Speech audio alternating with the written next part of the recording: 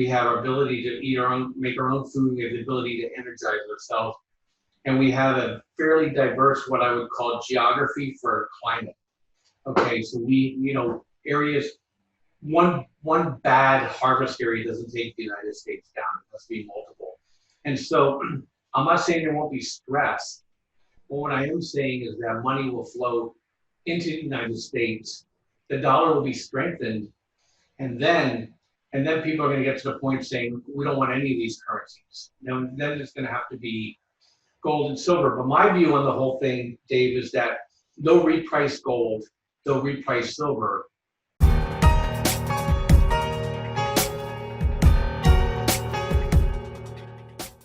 Unemployment has surged in the United States in response to the lockdowns. Never before in U.S. history have we seen unemployment rise this quickly. And as the economy slowly reopens, the future is still uncertain. And this is where Trade Genius Academy comes in. They'll teach anybody willing to learn how to go from complete beginner in cryptocurrency, binary options, or stock market to find a path and ways to make money just like trading pros. And if you've never traded before and want to learn, you can take advantage of the market when it goes up and down, exactly like these times we're experiencing. Sign up for one of many Trade Genius online educational courses. Discover the lucrative world of trading. Receive personal coaching from Bob Kudla and Philip Cleaver of Trade Genius. And right now, during the month of July, you can use the promo code FREEDOM for a whopping 40% off all non-bundled items. TradeGeniusAcademy.com. The link's in the description box below. And on with the interview. Good afternoon, everyone. As always, one of my favorites to talk to about economy, crypto, metals, commodities, and everything in between, the state of our world and how he and I both think things might be moving. Although we disagree sometimes, we do agree sometimes too. And this is, I think today you're going to get a lot of value out of what we talk about. As we've seen over this last month since we did our last interview, gold's popped up to all-time highs. We have crypto running, things like ChainLink, for example, jumping up. Looking across the commodities that we eat every day, we start to see the locusts crushing and out well into Asia, into India, and China's trying to push them off a little bit. But China's so terrified of not only the decoupling of the Hong Kong dollar peg, but at the same time, these 100-year floods they're having, where instead of overtopping the dams, they're pushing all the water out into the farm fields, which led to the second largest corn purchase in history from China just last week. There's a lot to discuss. There's a lot going on. And I'm sure Bob has a little bit different take than I do because, you know, they think I'm a little more doomy and gloomy. But I always find the opportunities in the danger. And Bob, thanks for joining us today. Hope everybody gets something out of our talk. Yeah, Dave, well, no worries. I think you and I are probably in agreement more than we're not. But, hey, look, somebody has to wake people up. So you're doing a great service. And look, let's talk China first before we get into everything else. They built a dam for a 100-year flood, and they're going to get a 500-year flood. So I think they're in deep weeds. And what really caught my attention was the bridge that survived for 800 years from the Song Dynasty. The Chinese Communist government has done the unbelievable. They destroyed it through their ineptitude, you know, in terms of all this this water they're just dumping. They have to dump this water because they're scared that this dam may go. If this dam goes, you're talking 400 million people. You're talking, I made a joke on another show a couple weeks ago, and I said wormwood is coming. Now, you know, that's a biblical prophetic statement, and people were like, when's that going to happen? I'm like, I said I was kidding, but that's when the water gets basically poisoned for a third of the world. It literally 400 million people would be displaced, and nobody's going to survive that around the world. It would cause absolutely a worldwide calamity because we're so interconnected. So let's talk China. And because what's happening in China with Hong Kong, with the dollar shortage, with the depegging, it's going to all circle back, and it's going to cause a lot of stress on our market. In fact, we'll see the Chinese will be forcing deflation into the Western economies in if this thing really happens. And Trump's pushing for it too. If you notice, the dollar's been down for the last 4 weeks. It's not by accident. They're preparing for this peg to go sideways, okay? And that will strengthen the dollar and really cause our market some great stress. At the same time, as you know, I don't know if you and I talked about this, but you know, they always talk about how much gold China has. How about those 400 tons of tungsten, whatever they dipped in gold for their collateral? And I think you saw that, you know, gold started popping. You know, gold is up over 54% from the last 14 months. Silver's up 76% from the March lows. Now, with silver, I agree with you and I talked before we got on. There's some other people that you follow and you do interviews with, really some smart fellows. And I agree that with silver should be trading at a 17-to-1 ratio. It's up until this week, it was trading at a 100-to-1 ratio, which is absurdly undervalued. And so my measured move for this thing to get through, not next week, but in the next 12 months, you know, we're going to be looking to push over $50 just to get it back to a normal range. That's the measured move of the breakout, but it's going to require gold to break out for it to do it. Now today, we're talking Monday, so I'm not sure exactly when this will go live, but Tesla pushed up, and Tesla pushed up to $1,800 a share and then sold off. And so Tesla is absurdly, grotesquely overvalued right now. And if that rolls over, it'll bring a lot of the markets down with it, and it will bring the miners and the metals down in sympathy. So we probably, with SLB hitting $18 today, we're probably going to push down a little bit. People do not fret. That's going to be a dip to buy, because our federal government's going to be coming in August, September, October, and they're going to be ladling out the stimulus, and then you'll see gold break out and silver break out, and then we'll get into $2,900 for gold, and we'll get into $26, $27 for silver. And the new stimulus, I've seen some figures that are pushed around. They're going to just magically print another 3.7 trillion for this next round of stimulus, just out of thin air. Yeah. Now, you know, can you explain also, you know, you talked about deflation before inflation, you know, with the Chinese and the decoupling of the Hong Kong dollar, that's going to send ripples, tidal waves through financial markets because there's so much tied to Hong Kong. And I've traveled there dozens of times. I used to live in Taipei over in Taiwan. And anytime you would want to travel anywhere, even if you flew down to Thailand, if you weren't getting a direct flight, everything stopped in Hong Kong. So, you know, you have a fair few hours. They had the express train. You could go downtown, hop off, or if you had a day or two, you could book in there and then stay around. Super convenient, amazing place. There's so much money in business, commerce, banking, finance tied into that, along with the whole legal frame and structure. That's a lot of law offices were there as well, consulting firms.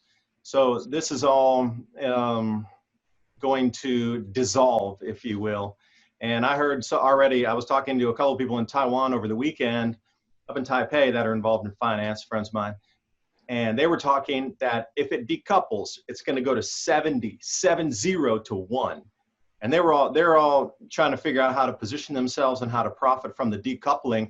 But that's a 10x right away. And I thought, no, really? I would expect like a 10 to 1, 12 to 1, maybe double 14 to 1. And they're like, no, 70 to 1. And I was like, that's insane. Whoever had invested in property or whatever, and they would default on that, and the ripples coming through. We're talking about trillions of dollars worth of property values in Hong Kong as well.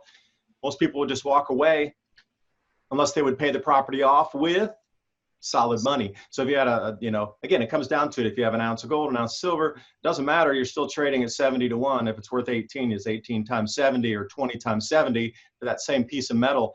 And, you know, moving forward into this fall, I really believe we're going to see a lot of strangeness in monies, and people are going to start to realize that you can't print another 4 trillion, just, you know, like you said, spoon ladling it out, and then expect us to believe that everything still has the same value. These absurd valuations in the markets today was at 1,800, was at Amazon at 3,000. I mean, how do you get to these prices without something being completely broken? And it's already seems it's going into hyperinflation. Like every time you go to the store, you're spending hundreds of dollars for just a minimal couple bags of groceries and a few knickknacks here and there. So you can already see the pricing is going into an inflation wave anyway. And this, once the confidence is lost, that's the whole thing, the confidence of the dollar US or the confidence of Hong Kong dollar. Once the confidence is gone and the mirrors are and the curtains are pulled back, it's going to just go and go and go. Yeah, can I agree with you and disagree with you at the same time? The dollar eventually will be will be worthless like every other fiat. But they'll be able to print $4 trillion without even sweating. The reason being is that the world has a dollar deficit right now. And as you talk about Hong Kong, all these defaulting of debts, they're defaulting in dollars. So they're going to have to keep pushing more and more dollars into the system. I think we talked about this before. When you're at 0% interest rate and you double your debt and you're paying interest only, are you paying any more for your money? You're not. Not at 0%. Exactly. So that's where we are. We're going to get to zero bound. They're going to print this thing. And like I said, I think you and I talked about this in day one. There's only one thing that's going to end this thing is when food prices get intolerable. Now they're going to get intolerable other places around the world before they come to the United States. I know we have a worldwide audience here, is that if you're not on a dollar peg, you're in big trouble. You better start hedging, and you probably already should have been hedging because gold and silver and copper and food are already at highs against your currency. Now, the United States has some unique advantages, is that we're the #1 military. We have relatively stable borders. I wouldn't worry too much about Mexico. We have our ability to eat our own, make our own food. We have the ability to energize ourselves. And we have a fairly diverse, what I would call geography for climate. Okay, so areas, one bad harvest area doesn't take the United States down. It must be multiple. And so I'm not saying there won't be stress, but what I am saying is that money will flow into the United States. The dollar will be strengthened, and then people are going to get to the point saying, we don't want any of these currencies. Then it's going to have to be gold and silver. But my view on the whole thing, Dave, is that they'll reprice gold, they'll reprice silver from what we're already collecting internally and say, okay, we're writing a check. Okay, we'll give our gold away at $70,000 an ounce. And then we wipe the debt out. I'm making that number up, but it's that high. And then that basically corresponds with the money supply growth that we've had over the last, since 1971. And so that's how they'll end it. And it'll be coordinated. The whole world will reset. It'll be a jubilee. And but in the meantime, a lot of people are going to suffer. So from a trade standpoint is that, and I've been a broken record with you forever, is that I'm buying gold miners on dips, I'm buying silver miners on dip, I'm buying copper miners on dip. I haven't messed around too much with the ETFs with food yet, but I'm very interested. I've been trading MOS, which is the ag chem company. So I think you'll see when some of these countries have to shove chemicals in to get their crop out of the ground, you're going to see like potash and companies that mine that are going to do extremely well. So that's where we are, and that's what we're trading. And in this last week, fantastic. We just closed a bunch of double-digit trades. I'm losing my voice. I've been talking all day. So let me talk for a second here. Now, I understand that there's going to be a lot of money flows back to the U.S. The dollar's going to strengthen before it crashes. Do you think we'd see a dollar index at 150 or 160 like it had at the highs in the 80s before it would start to go down again? Because, everybody is going to go to that flight of safety. And since we're the bastion in the currency for that last bastion, well above the euro and whatnot, there'll be a lot of flows in here, but eventually that dam can only stay together so long before it breaks as well. But Do you think we would see 150, 160 on the dollar index before something were to reverse itself? Yeah, absolutely. Because look, the dollar, as trade collapses around the world, you need less dollars. So that the dollars that are out there are going to be strengthened. The debt that's denominated in dollars is going to default. So that'll absolutely drive the dollar sky high, far more than anybody imagines. And that's also going to make the trade balances even crazier, because we'll have to continue to barrier trade because the currencies around the world are going to collapse against the dollar.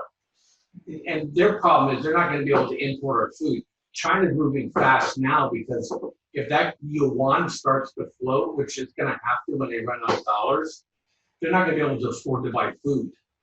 It's going to be a really, really interesting situation. So I'm staying with my theme. And then also, we talk crypto, Bitcoin, ChainLink, bueno. Yeah, I wanted to add one last point with the Chinese floods happening right now. So just as an example, so you understand, I'm going to use the Yangtze River because it's kind of the most documented, and we know what the flow through rates, what the floodgates are for the individual dams through there, and it's being heavily overflooded now. So this is just one river out of a dozen that the same thing's happening. So the Three Gorges Dam is discharging around 37,000 cubic meters, not feet, cubic meters per second on the flow through rate. Now upstream is where we saw these amazing floods where they have never opened this many floodgates before in the dams, and it's still overtopping bridges and this sort of thing. Now that's all backing up behind the Three Gorges Dam, and so far it's able to handle it. But the problem is that they're not talking about in the news that you should keep your eye on. This is going to push the food price. It's further downstream there. After the Three Gorges Dam, think about that, 37,000 cubic meters per second is a flow through rate, but the next dam down there, their highest is like 21,000 cubic meters per second. So the Three Gorges is full drain right now, but the other dams can't handle that much going downstream. So what they're doing, instead of allowing those dams to overtop, is they're opening all the flood sluices out to the farm fields and allowing those levees to collapse and roll straight out into the farms and the countryside. The amount of flooding on these helicopter views was as vast or more vast than the Nebraska floods that were the biggest floods in American history that really put a dent into our agriculture last year. This is happening now in China, and it's ongoing, and it doesn't look like it's going to stop anytime soon. They still have weeks of backup of flood waters that they need to let out.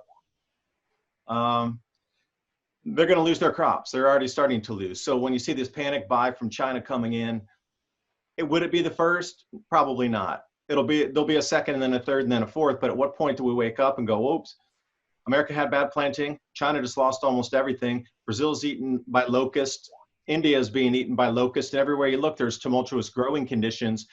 And keep your eye on China. This will be the catalyst for the rising food prices. And then if we could see a switch over to crypto, there's got to be intertwined here how the switch is going to happen from what we know as currency and dollars, whatever, over into something in a usable hybrid. Could be ChainLink. It seems like that's one that has been chosen along with XRP and the Ripple net to go out and facilitate these transfers that we do now with wires and SWIFT system. Yeah, but if you're speculating, stay with ChainLink. XRP centralized.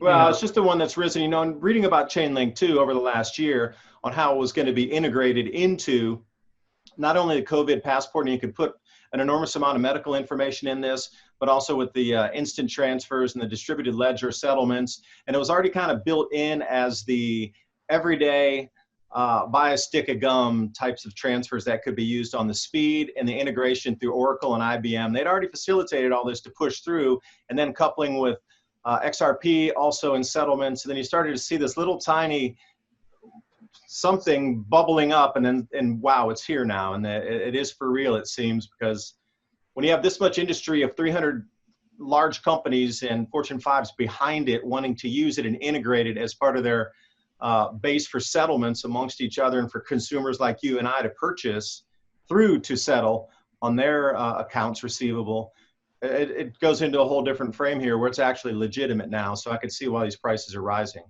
But what's your take on it? You really think it's a flash in the pan like we saw 2017 with all the ICOs, things bouncing up and crashing down, or do you think it's got legs, or how would you think about trading moving forward? Yeah, I know Bitcoin's going to be fine. Yeah, fine. For sure it will. It's going to be fine. And we trade those. So, and we don't, it's kind of weird is that we're up on all the news, but only price pays. And we have the ribbon system that when we see the crossovers for it to move up, we just simply buy. You and I were talking about ahead of time and saying, yeah, I don't have to even be in front of my computer. You can set alerts in the system.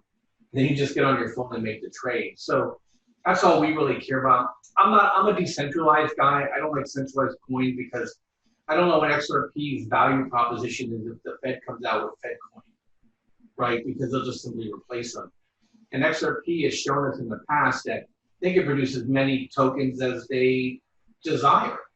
So there's no what do you call it, scarcity with it. So, oh, hey, we're having a lot of things going.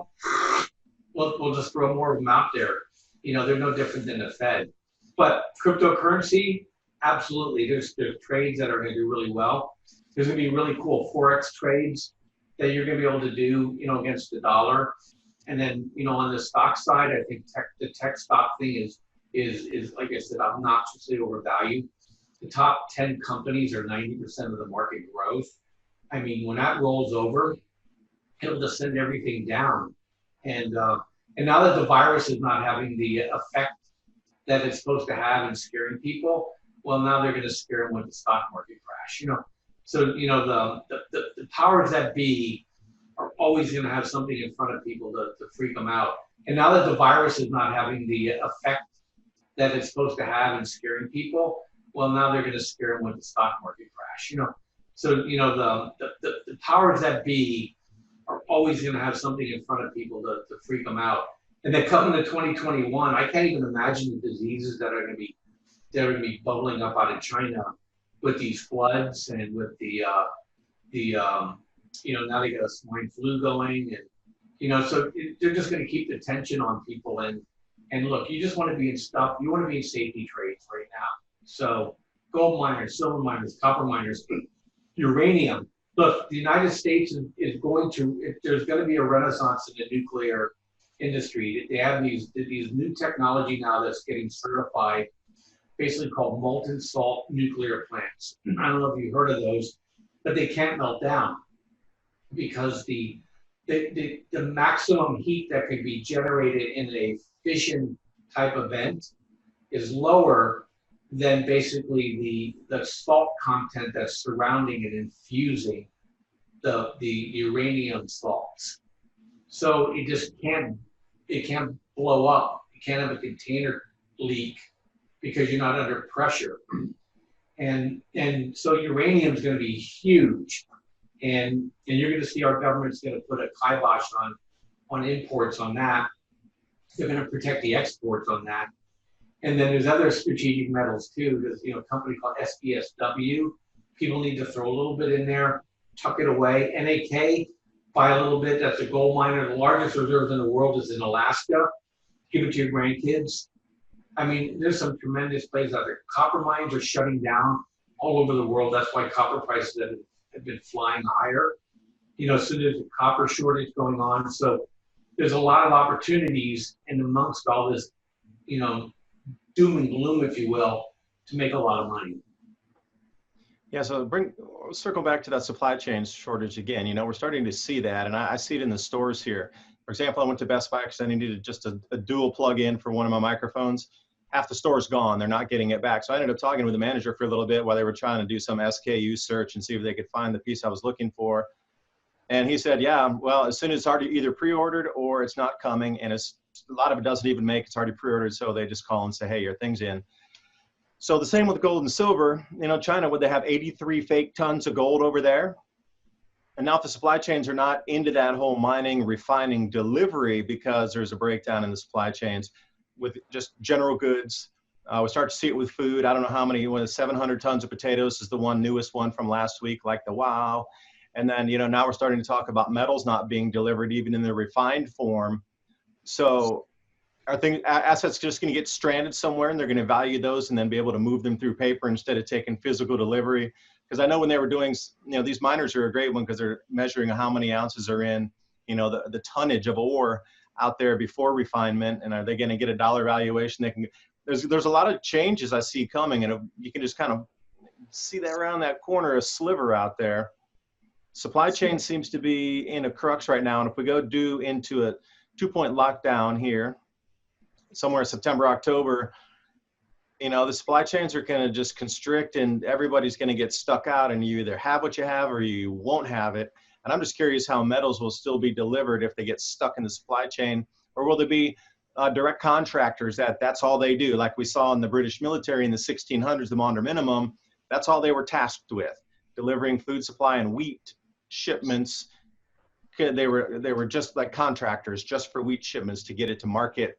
Everything else was not moving, the wood and all these types of things for tools back then wasn't, but the food was on a contract using the military. So I'm really curious, how you see the supply chains in many different ways and shapes and forms moving out if we come, and as we are coming into 2.0, because they're trying to rescare everybody now. So, it's worse than it was before. It's scarier. You infected 71 people in an elevator in 30 seconds by breathing with them. That was the newest ridiculous story I saw today.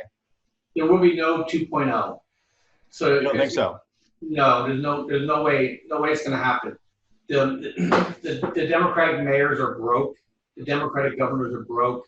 You're already seeing this wave that they had that called the protest wave of COVID. It was already proven to be not deadly at all.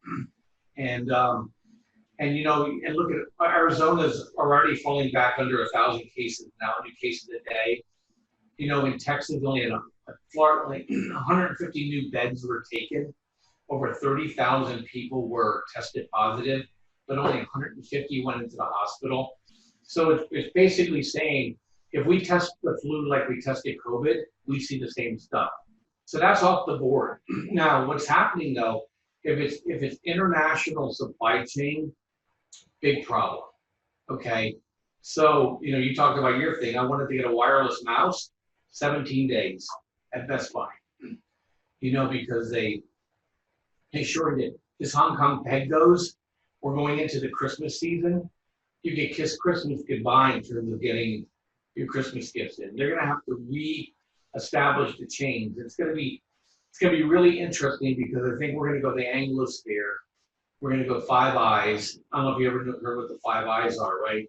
United States, Canada, England, Australia, New Zealand. And then they're going to have the secondary tiers off of that. You know, you're talking India, you're talking Singapore, you're talking Mexico, you're talking Israel, you're talking probably Brazil. Who's going to be left out of the bag is going to be China. It's going to be left out of the bag. Unstrategic Africa will be left out of the bag. Western Europe will be left out of the bag. Middle East, other than Israel, will be left out of the bag. And that's going to be the new trading bloc. But it's going to take time to move. And what, you know, Korea's in there, Taiwan's in there, Vietnam's in there. That's where all the supply chains are going to move. You're going to see the high tech is going to transfer from China into Singapore, into India, probably into Israel, into Mexico. And then you're going to see the other supply chains move into those other countries. And that's going to be probably a 1 to 2 years of I think, grief around the world. But it has to happen. And but you think, Bob, do you think they can reestablish that quickly in 1 to 2 years, or do you think it'll take a longer amount of time to get up and running? Absolutely not. They can do it. If you're losing your customers, you can throw a factory up there in a heartbeat. So they can do it. I mean, look at Tesla's building a gigafactory in Berlin. Going to have it up in 90 days. You know, when you have to do something, you get stuff done. If you told Vietnam, guess what? Every one of your citizens from 18 to 65 is going to have a job, but you're going to need to build these factories in 120 days. We're taking them all from China and moving down your way. You'll have factories in 120 days. You know, you're going to watch India's going to do whatever it takes to steal those high-tech jobs from China and India. Look, India is just as educated as the Chinese. India has a natural relationship with the United States, more so than I think. Even though the Chinese are infused, is the Indian population has infused their high tech with the United States. So I think there's going to be some natural fits there, and yeah, it'll be fast. It'll be fast. What I worry about is the you know, basically the negative reaction from China when people start pulling their factories out. Those are going to be all lost assets.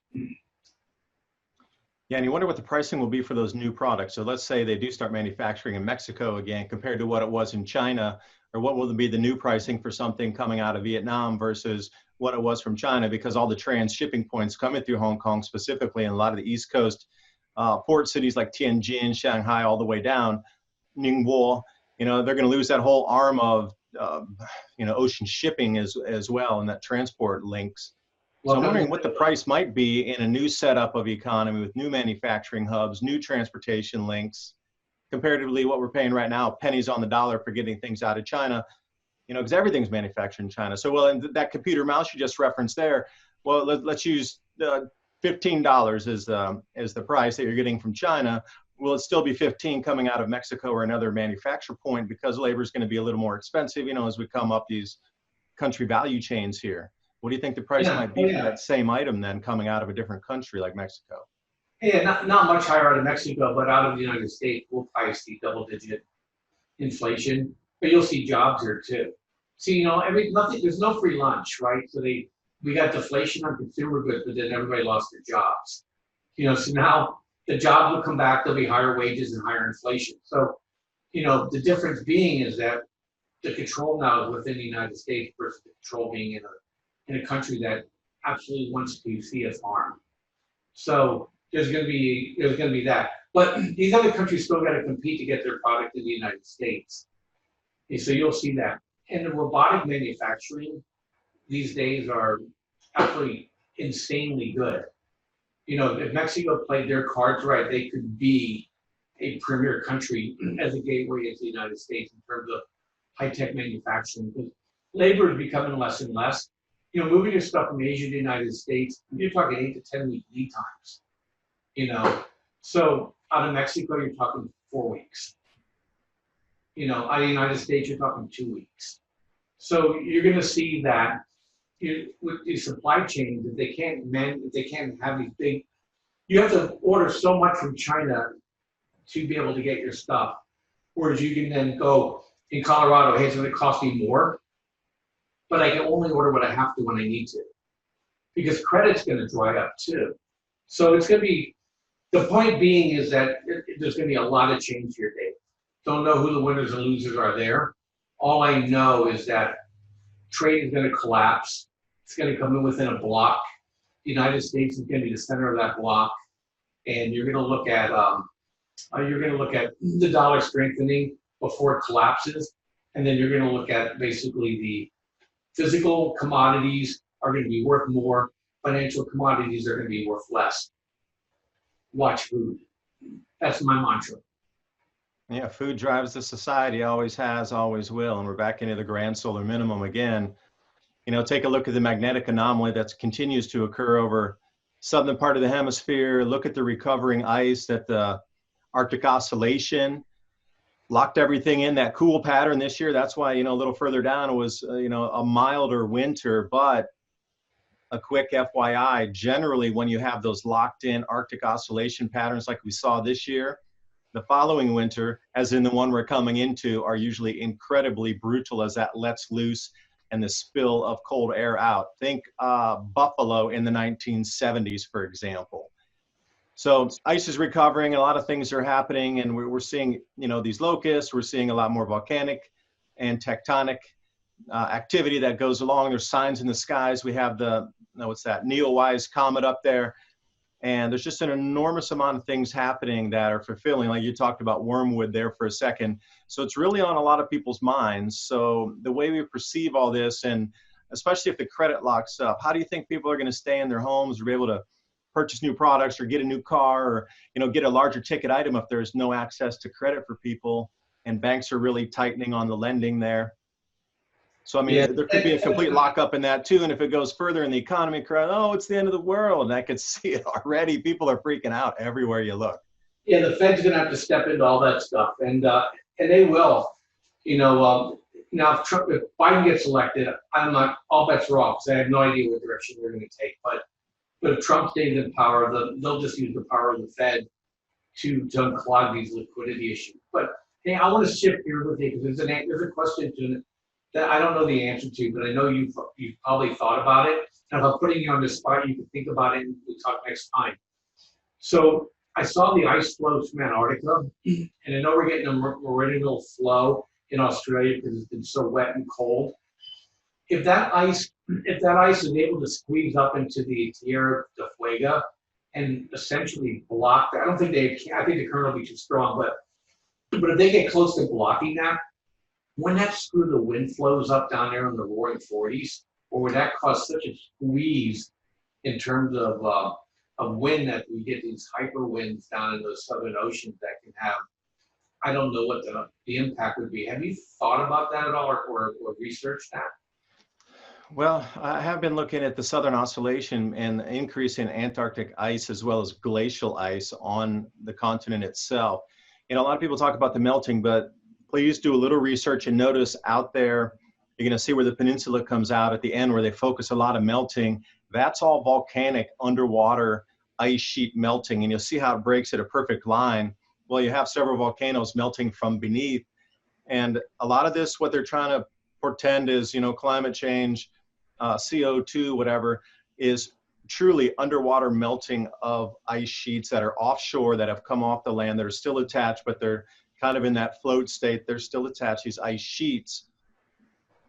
If it were to block, that would take so much ice to even get up there. You'd have to, and it would probably melt off during the melt season as well. I wouldn't see it staying around for an entire year. And if it did, we'd be into a glaciation type of event there. Southern oscillation, the winds would still be, they might get a little more ferocious, but the water temperatures would change. And see, then you're talking about the microclimates going up and down the coast of Africa and Central America. Although I would say it would reach up to Central America, but we're looking, here's a perfect example. You know, down in South America, they had the largest snowfalls ever recorded. They had 13 meters of snow, but because they're in the COVID lockdown, nobody can go skiing. It's the largest amount of snow ever recorded. And we're going back to when the conquistadors were there and writings, because somebody who was a historian tried to find and map up and match up different snows that would have paralyzed any type of society going back, say, 400 to 500 years in those areas, because the Spanish kept really good records, especially climatic records, because they were sailing everywhere. So they were very meticulous about the amounts of snow, the amounts of precipitation, the heat, if it was an extreme heat event or extreme cold on either end. They really were very meticulous about writing it down. So people going back there, historians looking for something that they would have gotten this much snow, never seen, even back going hundreds and hundreds of years ago. So these microclimates might match up, because if there's more ice, it would affect the water temperatures up not only the coast of South or East and West Central America and South America, but also over into Africa up in the East and West. And then we see what happened in Australia. They had incredibly cold winter so far start, and New Zealand record snows, Australia record snows early. So you can see the water patterns around Australia, the continent itself, starting to change too, with these microclimates, with exactly what you're referencing here. The water would get cooler, and we're starting to see some of these matchups now where incredible microclimates are developing because of cooler waters. And again, the wind would bend with that, but that'd be more upper atmospheric winds that would change first to come down to these lower, like say, surface level winds. West African monsoon's a perfect example. Yeah. It changes up there at the 10 millibar level, way up, well above where the airplanes are flying, before it changes the precipitation that is now drifting through Central Africa, making deserts turn into fields. So it starts in the upper atmospheric winds, then it loops its way down. Right. Well, if you notice too, is that we're having a mild La Nina, so we're not getting the shearing. You'd expect a lot of hurricanes this year, but what's coming off the Sahara is basically blocking it, and then there's a change in the water temperature. It's really fascinating, because nobody's really measured the grand solar minimum before, because we were just getting out into these oceans, and I just think it's going to be really fascinating to see. And maybe we can talk about this more later this month, but I got to run. I wonder if I can do a quick plug for Trade Genius before I go. You can plug as much as you want. And also, GPTC. Now, Bob has a little something here. If you want to get a free trading signal, just, talk to him and say you saw our interview today here with David DuByne at Adapt 2030. Yeah, you got to sign up, though. Yeah, so you have a signal for GPTC.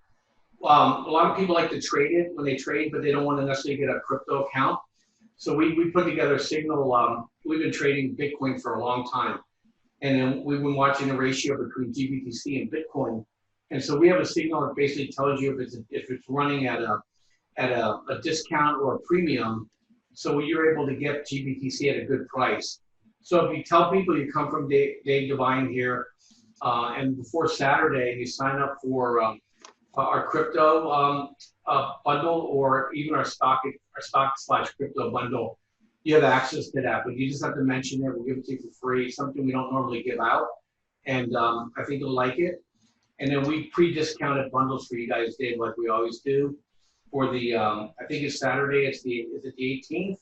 And you can get 65% off, or you can hit American Freedom and 40% off anything that's not bundled. TradeLikeAGenius.com. We're doing extremely well. People are liking what we're doing. We have a ribbon system that we think is the premier system out there. Makes it easy for you to see buy signals and sell signals. Grind your way to profit. We're not Robin Hood guys. We're not penny stock traders. We trade real stuff. We'll help you guys make real money. And they don't go down every time there's high volume. Thanks, Robinhood. Use real brokers, people. Yeah, right. Anyway, hey, I got to run. All right. Well, thanks for our talk today. I've been with Bob Kudla here at tradelikeagenius.com. I'll leave everything in the description box below. I'll include some slides with this, and wish you the best through your informational searches around whoever's watching the video. Please do your own research when you're talking or listening to people like ourselves talk. That way you can do your own research, and we encourage you to do your own research before you just blindly listen to something. It's up to you to choose what's right for you. Great. Thanks, Dave. All right. Bye for now. Thanks, Bob. Bye-bye.